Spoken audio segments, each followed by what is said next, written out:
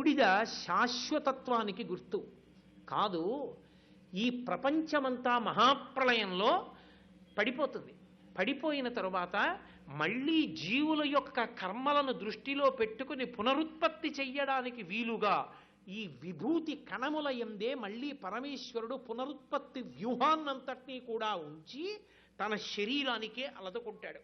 అందుకే భస్మోద్ధూళిత సర్వాంగం అని పరమశివుడు ఒళ్ళంతా కూడా భస్మాన్ని ఉద్ధారణం చేసుకుంటాడనడానికి కారణం అదే. ఆ విభూతి కణాలలోంచే మళ్ళీ సృష్టి చేస్తాడు. ఆ విభూతి దేన్నైనా ఇవ్వగలదు. అందుకే అది పరమైశ్వర్యం. దానికి భస్మ అని పేరు. భస్మ అంటే భ అంటే కాంతి, కాంతి పరమేశ్వరుడు. స్మ జ్ఞాపకానికి రావడం. భగవంతుడు జ్ఞాపకానికి రాకుండా మరుగున పడిపోయిన కారణం చేతనే మళ్ళీ ఇన్ని జన్మలు ఎత్తవలసి వచ్చింది. భగవంతుడు జ్ఞాపకంలో ఉంటే ఒళ్ళు దగ్గర పెట్టుకుని దుష్కర్మలు చెయ్యకుండా ఉండి భగవంతునికి దగ్గరవుతాడు. ఆ భగవంతునికి దగ్గరయ్యేటటువంటి లక్షణము నా యందు ప్రచోదనముగాక, భగవంతుని యొక్క వైభవము నా మనసు యందు నిలబడుగాక, నేనెప్పుడూ భగవన్నామాన్ని పలుకుచుండెడివాడనగుదునుగాక అని కోరుకోవడానికి ఆ భస్మ పెట్టుకుంటాడు. శాశ్వతమైనటువంటిది, తెల్లనైనటువంటిది భస్మని సూచిస్తుంది. తెల్లగా ఉంటాడు పరమశివుడు, అందుకే నల్లగా ఉంటారు శ్రీమన్నారాయణుడు. నల్లది కూడా శాశ్వతత్వమే. ఎందుకని? లోకంలో ఏదైనా కాలిపోయిన తర్వాత ఏమైపోతుంది? బొగ్గు అయిపోతుంది. బొగ్గు కూడా శాశ్వతత్వం. బూదికి పెద్ద తేడా ఏం లేదు, రెండు ఒకటే. బొగ్గు నల్లగా ఉంటుంది. విభూతి ఎంత శాశ్వతమైనదో బొగ్గు కూడా అంత శాశ్వతమైనది. ఎందుకని? బొగ్గుకి నల్లవజ్రము అని పేరు. వజ్రం కింద లెక్క కడతారు బొగ్గుని. వజ్రం వజ్రేన భిన్నయేత్. వజ్రాన్ని తీసుకొచ్చి బదలవటం అంటే సుత్తి పెట్టి కొడితే బదలవదు. వజ్రం వజ్రంతోనే బదలవుతుంది. బద్దలవ్వకుండా ఇక శాశ్వతంగా ఉండిపోతుంది. ఆ నల్లని బొగ్గు నల్లని నారాయణునికి ప్రతీక, తెల్లని పరమశివునికి తెల్లని విభూతి ప్రతీక. ఆ తెల్లని విభూతి ఇలా 3 చారలుగా పెట్టుకునేటప్పుడు ఈ 2 వేళ్లతో సజల భస్మ అంటారు. ఎడంచేతిలో వేసుకుని నీళ్లతో తడిపి 3 వేళ్లతోటి రాసి ఈ 2 వేళ్లతోటి ఇటువైపుకి తీసుకొచ్చి ఈ 2 వేళ్ళు పైకెత్తే ముందు బొటనవేలు ఇలా పెట్టి ఇవి 2 పైకెత్తి ఈ వేలు ఇలా వెళ్ళాలి. ఈ చివర ఉండేటటువంటి అంచుల దాకా వెళ్లకుండా, కణతల దాకా వెళ్లకుండా పెట్టుకుంటారు. పెట్టుకుంటే ఇప్పుడు ఆ తెలుపు పరమేశ్వర స్వరూపం, ఎర్రటి కుంకుమ పరదేవతా స్వరూపం. అసలు మీరు జాగ్రత్తగా గమనించండి, ఈ ప్రపంచమంతా కూడా తెలుపు ఎరుపుల యొక్క సమ్మేళనం. అందుకే మీరు చూడండి, సాధారణంగా దేవాలయం గోడల మీద తెల్లగీత ఎర్రగీత, తెల్లగీత ఎర్రగీత గీస్తారు. ఎందుకో తెలుసా? ఈ సమస్త సృష్టి కూడా తెలుపు ఎరుపులతోటే ఉంది. తెలుపు రంగు కాదు, నలుపు రంగు కాదు, అన్నీ తెలుపులోనే ఉంటాయి. తెలుపులో ఉన్నవన్నీ బయటికి వచ్చేటట్టు చెయ్యాలి అంటే మొదట బయటికి వచ్చేదేదో తెలుసా? ఎరుపు పైకి వస్తుంది. అందుకే అరుణకాంతి అంటారు. అమ్మవారు ఎర్రగా ఉంటుంది అంటారు. ఆ ఎరుపు పైకి వస్తే అన్నీ పైకి వస్తాయి. ఎరుపు లోపలికి వెళ్ళిపోతే అన్నీ లోపలికి వెళ్ళిపోయి మళ్ళీ తెలుపులోకి వెళ్ళిపోతాయి. పైకి తీసుకొచ్చేది మళ్ళీ తెలుపులోకి తీసుకెళ్ళిపోయేది ఆ ఎరుపే. భగవంతుడి నుంచి విడి జీవుణ్ణి జీవుణ్ణి జీవుణ్ణి అనుకోవడము ఆ ఎరుపు వల్లే, అమ్మవారి వల్లే. స్వరూపిణి అయిన తల్లి చేసే ప్రక్రియ మళ్ళీ భగవంతుని యందు కలిసిపోవడము ఆ ఎరుపు వెనక వెళ్ళి తెలుపులో కలిసిపోయి తెలుపు అయిపోతాడు.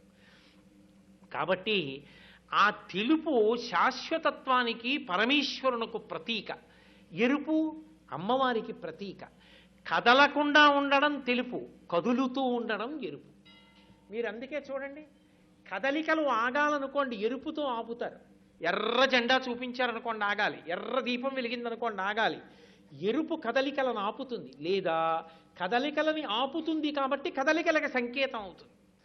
అసలు నిజంగా చెప్పాలంటే ఈ కదలికలు అన్నీ దేని కొరకు అంటే కదలని స్థితి కొరకు కదలాలి.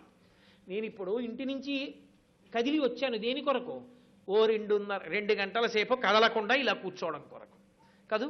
అందుకని ఇక్కడ కూడా కదులుతూ ఉంటే ఉపన్యాసం ఎలా నడుస్తుంది? కదలకుండా కూర్చోవడానికి. ధర్మబద్ధమైన కదలికలన్నీ దేని కొరకు అంటే తెల్లని సత్యమైన పరమేశ్వరుని యందు నిలబడిపోవడానికి, అద్వైతానుభూతి కొరకు.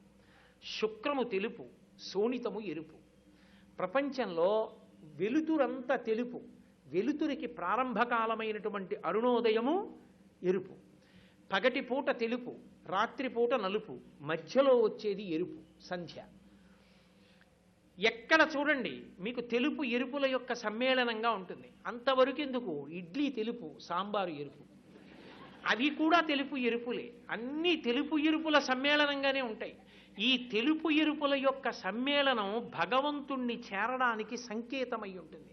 అందుకే ఎర్రని బొట్టు ఈ భ్రూమధ్యమునందు ఉంచుకుంటారు. ఏం బొట్టు ఇక్కడ పెట్టుకోకూడదా, ఇక్కడ పెట్టుకోకూడదా, ఇక్కడ పెట్టుకోకూడదా, చెవి మీద పెట్టుకోకూడదా, కన్నురెప్ప మీద పెట్టుకోకూడదా, ఇక్కడే ఎందుకు పెట్టుకోవాలి? మన ఋషులు దార్శనికులు, వాళ్ళు ఏదైనా చెప్పారు అంటే అంత ఆలోచించి చెప్తారు. మనకి మనసు అని ఒకటి ఉంటుంది. నా గుండె చూపించమంటే డాక్టర్ గారు చూపిస్తారు, నా కంటి రెటీనాని చూపించమంటే చూపిస్తారు, నా మనస్సు చూపించమంటే చూపించలేరు. మన ఏవ మనుష్యాణం కారణం బంధమోక్షయో, మనస్సే బంధనమునకు కానీ మోక్షమునకు కానీ కారణం. ఆ మనసు మంచి విషయాల్ని పట్టుకుంటే తరించిపోతాడు, ఆ మనసు చెడ్డ విషయాల్ని పట్టుకుంటే నశించిపోతాడు. ఇప్పుడు ఈ మనసుని నిగ్రహించాలి అంటే కదిలిపోతున్నటువంటి మనసు ఆలోచనలు దీనికంతటికి కేంద్రం ఎక్కడుంటుందంటే ఈ రెండు కనుబొమల యొక్క మధ్య భాగమునందు ఉంటుంది. దాన్ని ఆజ్ఞాచక్రము అంటారు.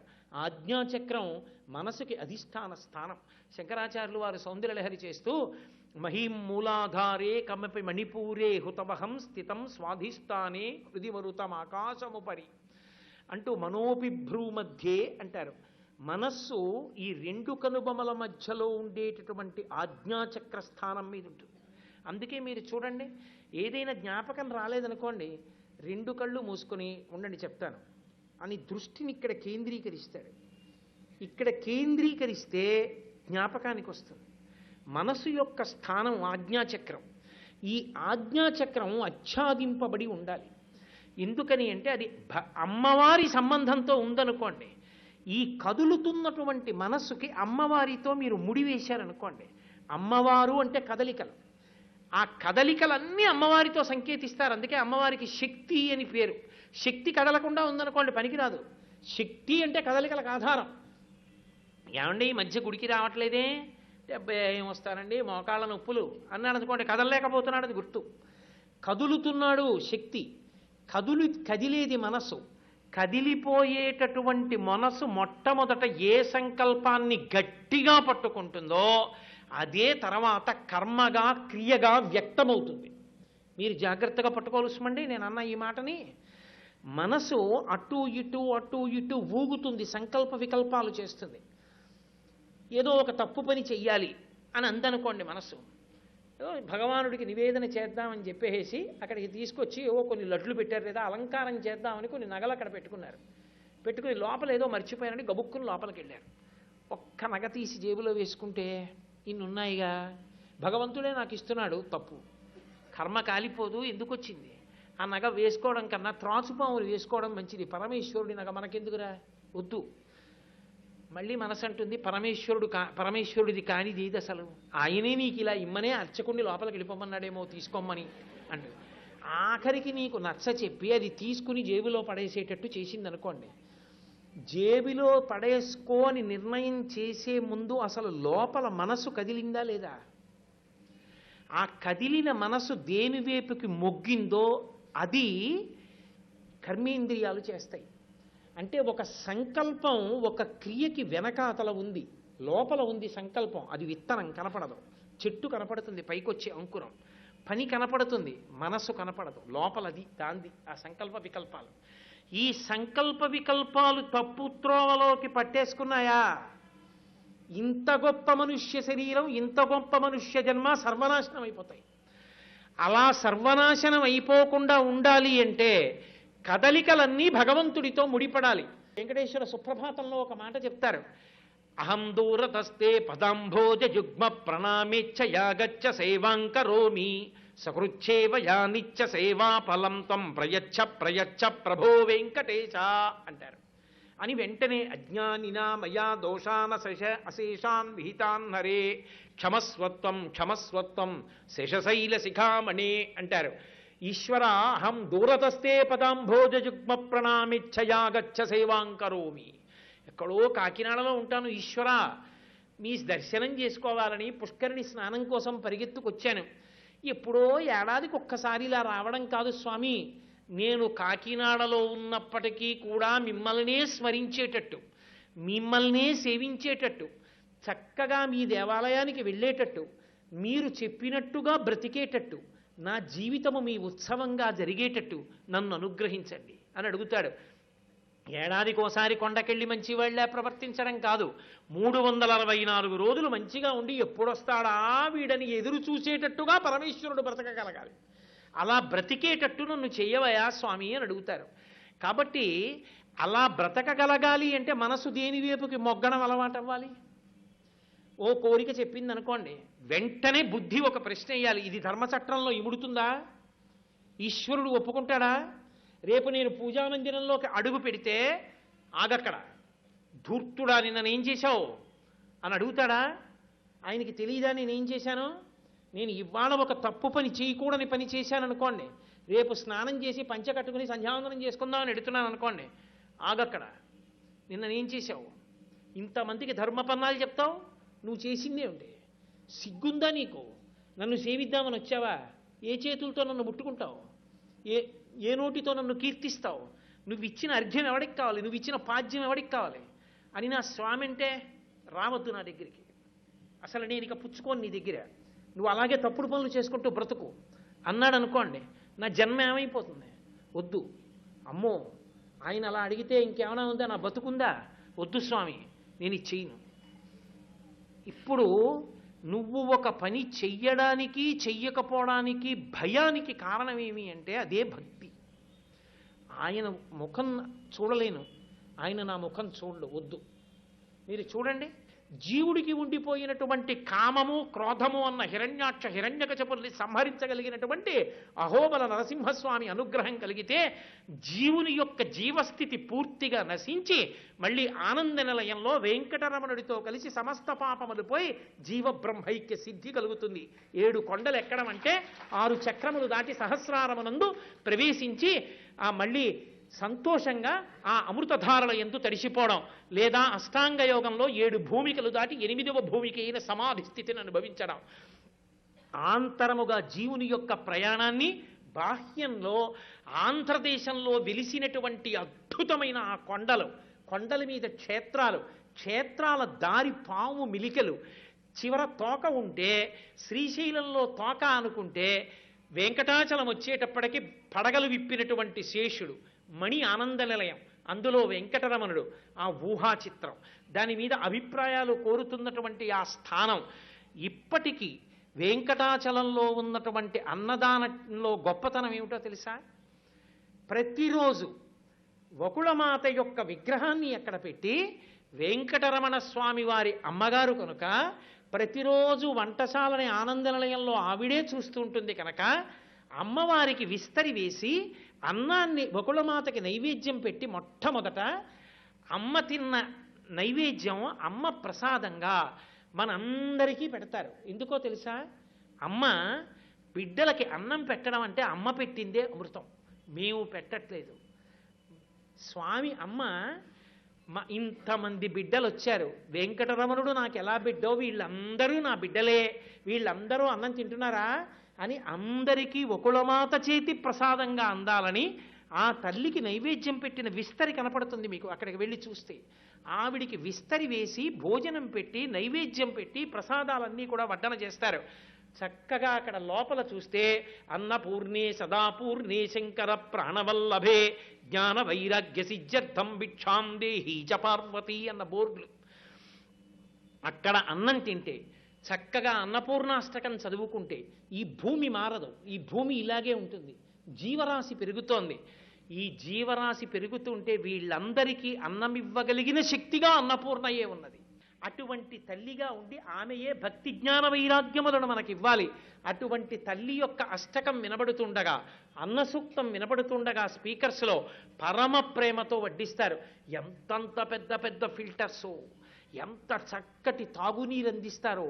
మనమందరం గర్వపడవలసినటువంటి అన్నదానం. నాకు తెలిసినంత వరకు ప్రపంచంలో అంత అన్నదానం చేస్తున్న క్షేత్రము వేరొకటి లేదు. మనందరం వకుళమాత బిడ్డలం, మనందరం వెంకటేశ్వరుడి కింకరులం. అందరం కలిసి అక్కడికి వెళ్ళి చక్కగా కూర్చుని భోజనం చెయ్యాలి. వెంకటాచలం వెళ్ళి కూడా రుచుల కోసం, ఇంద్రియాల కోసం అక్కరలేనటువంటి పదార్థాల్ని అమ్ముకునేటటువంటి స్థానాలకు వెళ్ళి అక్కడ కూడా ఏవో కాగితాలు చూసి ఫలానావి తెమ్మని తినడం కన్నా వకుళమాత ప్రసాదం తిని వెంకటేశ్వరానుగ్రహాన్ని పొందగలిగితే మనందరం ధన్యులమవుతాం. ఎక్కడికి వెళ్ళినా మా క్షేత్రంలో జరిగే అన్నదానం ఎలా ఉంటుందో తెలుసా? 10 మందికి అన్నం పెట్టడం అంటే మా క్షేత్రాలు ఎలా పెడతాయో తెలుసా అని పొంగిపోతాం. మన బిడ్డల్ని తీసుకెళ్ళి చూపిస్తే అబ్బా ఇదిరా అన్నదానం అంటే, 10 మందికి ఆకలితో ఉన్న వాళ్ళకి అన్నం పెట్టడం అంటే ఇదిరా అంటే, రేపు పొద్దున్న వాడు ఎంత పెద్ద ఉద్యోగం చేసినా వెంకటాచలంలో అన్నదానాన్ని ఆదుకునేటటువంటి వాడు అవుతాడు. కాబట్టి వెంకటాచల క్షేత్రంలో నియమపాలనము అన్న మాట వెనక అంతటి ఔచిత్యము దాగి ఉన్నది. ఒక క్షేత్రానికి వెళ్ళి కొన్ని ఆచారాల్ని మనం పాటించాలి అంటే మొట్టమొదట మనసుని దానికి సంబంధించినటువంటి విషయం మీద ఆర్ద్రతతో, విశ్వాసంతో నిలబెట్టాలి. తప్ప ఇన్ని విన్నా మనదైన ధోరణిలో మనం ప్రవర్తిద్దాం అనుకున్నా దాని వలన వచ్చేటటువంటి ఉపయోగం ఉండదు. మనం పుస్తకం చదువుకున్నా, ఒక విషయాన్ని విన్నా, దానికి అనుగుణంగా మన యాత్రని మార్చుకోవడానికి స్థిరమైన సంకల్పం చేసుకుని వెంకటాచల క్షేత్రాన్ని చేరుకుని చక్కగా కలియుగంలో మహానుభావుడు అందుకే అంటారు, వెంకటాద్రి సమంస్థానం బ్రహ్మాండే నాస్తికించన వెంకటేశ సమోదేవో నభూతో నభవిష్యతి. అసలు నిజంగా ఎన్నో అవతారాలు ఉన్నాయి మహానుభావుడివి. వేదోద్ధారణ, మందరాభరణ, వృద్ధీధర్మ నిర్మాణ, ప్రహ్లాదత్రాణ, బలిప్రతారణ, నృపాహంకార నిర్వాపన, వైదేహీ రమణ, ధనంజయ జయ వ్యాపార పారీణ, క్షోణీ దివ్యత్కరుణ, తమోహరణ, తండ్రి వెంకటేశ ప్రభు. దశావతారాలు ఎత్తినప్పటికీ ఎక్కడ అధర్మం ఉంటే అక్కడ పీచ మణిచి బాణప్రయోగం చేసి ఇక మళ్ళీ ఆలోచించకుండా నిత్తుటి ఏర్లు పారింపచేశాడు అధర్మాన్ని తుడిచిపెట్టడానికి. కానీ ఒక్క కలియుగంలో మాత్రం కలి యొక్క ఉద్ధతి ఉంటుందని మహానుభావుడై తన పాదములు చూపిస్తూ అలాగే నిలబడి, నా పాదములు చూడండ్రా, నన్ను నమ్మండ్రా, మీకు సంసారం ఇక్కడ వరకే వస్తుందని ముద్ర పట్టి చూపిస్తూ మన కోసమని కరుణామూర్తి అయి నిలబడ్డాడు. అటువంటి వెంకటరమణుడి క్షేత్రానికి వెళ్ళడానికి కొద్ది గంటలు ప్రయాణం చేస్తే వెళ్ళగలిగినటువంటి అత్యద్భుతమైన సౌకర్యమున్న ప్రదేశంలో పుట్టడం మనం చేసుకున్న అదృష్టం. భగవంతుడి గురించి తెలుసుకున్న కొన్ని గంటల వ్యవధిలో వెళ్ళి సేవించుకోగలిగినంత దగ్గరలో పుట్టగలిగాం. కాబట్టి ఈ భాగ్య విశేషాన్ని పండించుకుని పరమేశ్వరుని యొక్క పరిపూర్ణమైన అనుగ్రహానికి పాత్రులమవుదాం. వెంకటాచలము అనేకమైనటువంటి కోణాలలో చాలా చాలా ప్రత్యేకతలు కలిగినటువంటి క్షేత్రం. అసలు మనం మాంసనేత్రంతో చూడడానికి వీలైన కొండ కాదు ఆ కొండ. ఎందుచేత అంటే అది శ్రీ మహావిష్ణువు యొక్క క్రీడాద్రి, అంటే ఆయన ఆడుకునేటటువంటి స్థలం. తన దేవేరులతో కలిసి విహారం చేస్తాడు. అటువంటి క్రీడాద్రి కలియుగంలో వెంకటాచల పర్వతంగా వచ్చి వెలిసింది. అందుచేత మనం ఆ పర్వతాన్ని అధిరోహించగలుగుతున్నాం, పరమేశ్వరుణ్ణి దర్శనం చెయ్యగలుగుతున్నాం. కొన్ని వేల సంవత్సరములు తపస్సు చేస్తే యోగులు తొల్లి ఏ విభుని శోభిత పాద నఖాగ్రముంచేరి భవాంధకారముల పొందరు అంటాడు పోతన గారు భాగవతంలో. అలా కొన్ని వేల సంవత్సరములు తపస్సు చేస్తే పరమేశ్వరుని యొక్క కేవలము గోటి కాంతి కూడా దర్శనము కాదో అటువంటి భగవంతుణ్ణి మనం మాంసనేత్రంతో ఆపాదమస్తకం చూడగలుగుతున్నాం. అది ఏదో ఎవరో చెక్కిన విగ్రహం కాదు, ఎవరో ప్రతిష్ఠ చేసిన విగ్రహం కాదు. నకృతం దైవసంఘైశ్చ నకృతం విశ్వకర్మణ స్వేచ్ఛయా క్రీడతి తత్ర ఇచ్ఛారూపం విరాజిత అని వ్యాసమహానుభావుడు ఒక మాట అన్నాడు. అది నకృతం దైవసంఘైశ్చ, దాన్ని దేవతలెవ్వరూ కూడా తయారు చేయలేదు. నకృతం విశ్వకర్మణ, వెంకటేశ్వర స్వామి వారి యొక్క మూర్తిని విశ్వకర్మ తయారు చెయ్యలేదు. స్వేచ్ఛయా క్రీడతే తత్ర, ఆయన అక్కడ తన భావానికి అనుగుణంగా తాను ముద్రపట్టి అక్కడ అలా వెలిశాడు. ఇచ్ఛారూపం విరాజిత, తన ఇష్టం వచ్చిన రూపాన్ని పొందుతూ ఉంటాడు.